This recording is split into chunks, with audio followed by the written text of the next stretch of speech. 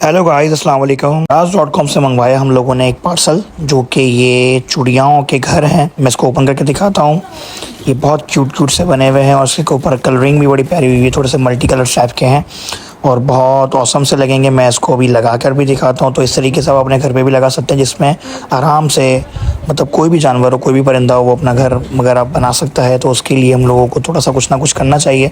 जिसकी जैसी ताकत और इस्तेताअत हो वो ऐसा कर सकता है। तो ऐसा करने से सवाब ही है।